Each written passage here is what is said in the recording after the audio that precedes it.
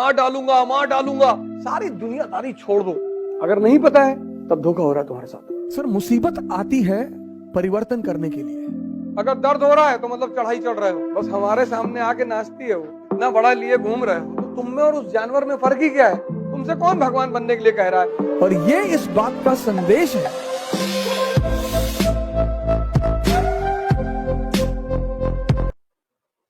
हिंदुस्तान में एक शब्द है तपस्या, बहुत प्यारा शब्द है। अगर तुम ये शब्द समझ गए, हिंदुस्तान में शब्दों का ही तो खेल है। इसमें एक वर्ड है तप। किसी भी चीज के रूप को अगर बदलना है, हीट देना पड़ेगा। पेन को अगर बदलना है ना, इसको हीट देना पड़ेगा, गलाना पड़ेगा। इसको गलाने के बाद ही तुम कोई नया रूप दे सकते हो। तो जिसे भी अपने आप को बदलना है, वो अपने आप को हीट देना शुरू कर देगा। उसी को तप कहते हैं। तप यानी स्वयं को बदलने का रास्ता। कोई भी चीज तुम्हें अगर पानी है, कोई भी, आईएएस तो बहुत छोटी चीज है। क्योंकि हमारे देश में तपस्या उन लोगों ने की जिनको भगवान पाना था, तो हमें लगता है कि तपस्या मतलब साधु। नहीं, जिसको भी किसी बड़ी उपलब्धि को पाना है, उसे टेम्परेचर बर्दाश्त करना पड़ेगा। नहीं, वही फॉर्मूला ही है, और कोई फॉर्मूला ही नहीं। इसलिए तुम चाहे जितनी बड़ी कोचिंग में चले जाओ, चाहे जितना पैसा खर्चा कर दो, अगर तुम खुद को बदलने को तैयार नहीं हो, तो कोई भी कोचिंग तुम्हें सूट नहीं करेगी। तुम्हें कोई कुछ ना बना पाएगा बेवकूफ बनाने के सिवा। जो भी बनोगे वो तुम खुद ही बनोगे। इसलिए जब भी बड़ी बड़ी चढ़ाइयों पर चढ़ने की कोशिश करना, तो एक बात देखना, दर्द हो रहा है कि नहीं। अगर दर्द हो रहा है तो मतलब चढ़ाई चढ़ रहे हो।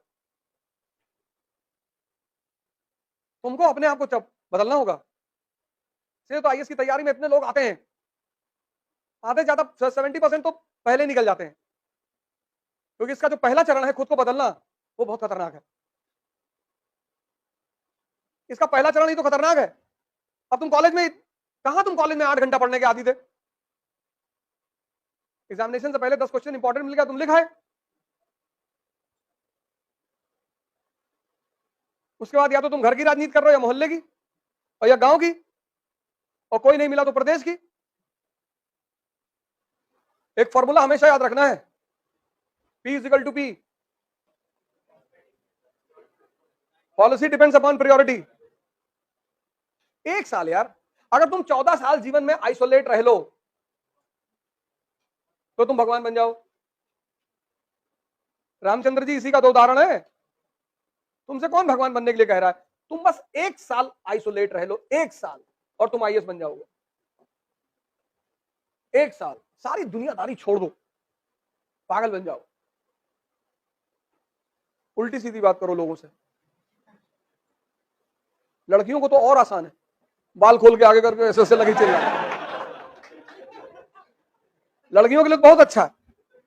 तुमसे डर के मारे तुम्हारे करीब कोई नहीं आएगा। 2 महीने में एक बार कर दो।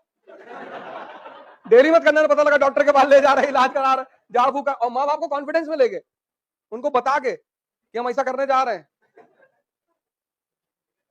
और उसी में जिससे तुम सबसे ज्यादा चिढ़ती हो, उसी को उठा के 2-3 जूता मार दो खींच के। मार डालूंगा। डालूंगी नहीं, मार डालूंगा।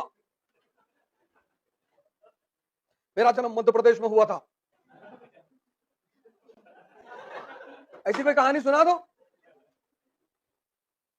तुमसे वैसे ही लोग दूर रहेंगे। जो ज्यादा बैठ के तुमसे दुनियादारी करे, उससे ऐसे धीरे धीरे आंख चढ़ा के देखना शुरू करो, समझ जाएगी आ रहा है। तो समझ जाएंगे आ रहा है। अच्छा दीदी चले, हाँ जाओ। और लड़कों के पास सबसे अच्छा हथियार क्या है? पैसा मांग लो। जो तुमसे ज्यादा मिले 10,000 मांग लो कि 10,000 दे दो यार, कोचिंग का फीस जमा करना है, 2 साल बाद दे देंगे। ना मिलने आए फोन करो, लड़ाई मत करो किसी से। इस दिमाग का अगर तुम इस्तेमाल अपने विकास के लिए नहीं कर सकते, तो तुम में और उस जानवर में फर्क ही क्या है? इतना बड़ा लिए घूम रहे हो अहम ब्रह्मास्मि कहते हुए, तो लगाओ ना अपने हित के लिए। कौन मना कर रहा है? गांव में रहते हो, किसी पेड़ के नीचे बैठ के सोचो, पूरी हिस्ट्री कनेक्ट करते हुए चले आओ। और गांव वाले अगर पूछ ले कि काहे यहाँ दिन भर लेटे रहते हो भैया, तो इस पेड़ पे एक चुड़ैल रहती, बस हमारे सामने आके नाचती है वो। लोग सोचेंगे पगला गया ही। तुम्हारे पिताजी से कहेंगे मना कर रहे थे मत तैयारी करवाओ, तुम मान नहीं रहे थे, और खुश भी हो जाएंगे कि जो आदमी पागल हो गया उसका सिलेक्शन कहां से होगा। सबसे बड़ा मजा दुनिया में पता है क्या? बेवकूफ बनकर रहने का। उससे बड़ा कोई मजा ही नहीं कि अच्छा भैया ट्रेन कैसे चलती है भैया।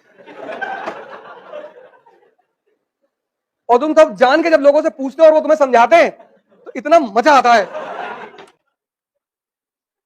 सबसे बड़ा मजा है बेवकूफ बन के रहने का, उससे बड़ा कोई मजा नहीं। तुम्हें कोई छेड़ेगा ही नहीं, तुम्हें कोई छेड़े, जब तुम नेता बनते हो तब छेड़े जाते हो। दुनिया में सबसे ज्यादा मजा है बेवकूफ बनने का, पर जानते हुए। और तुम्हें दिखाई पड़ा कि सामने वाला बेवकूफ बना रहा है और तुम बन रहे हो। जी भैया, इस दुनिया में कोई बेवकूफ ही नहीं बनना चाहता। हम बेवकूफ हैं, कभी कभी बन जाया करो, छोटी छोटी बातों में मजा आता है। कुछ चीजों में मजा बहुत है, उसमें से एक चीज है बेवकूफ बनना। बशर्ते पता होना चाहिए, बशर्ते पता होना चाहिए। अगर नहीं पता है तब धोखा हो रहा है तुम्हारे साथ। सर, मुसीबत आती है परिवर्तन करने के लिए। यह मुसीबत का बहुत बड़ा पहलू है सर। मुसीबत जब भी आई, ये मेरे पिताजी ने मुझसे कहा, उन्हें गांव से भगा दिया गया तो बेचारे भगोड़े हो गए। वो गांव वालों ने भगा दिया, वो कोई पीछे था नहीं तो गांव वालों ने भगा दिया, तो माँ बाप दोनों बेचारे इधर उधर अपना भटकते रहे। तो एक बार मैंने आपसे उनसे पूछा कि आपको बदला लेने की इच्छा नहीं हुई? बोले पागल, मुसीबत आती है कुछ बड़ा करने के लिए अगर आप जागृत हैं। मैंने कहा कैसे?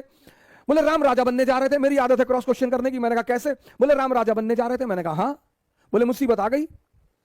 हाँ। मैंने कहा बिल्कुल। बोले 14 साल जंगल में रहे। मैंने कहा हाँ। बोले उसी जंगल में रहकर भगवान बने। पिताजी ने कहा कि देखो मुसीबत आई। मैंने कहा हाँ। बोले वो मुसीबत को मैं उन्होंने मजा लेना शुरू कर दिया, तैयार है।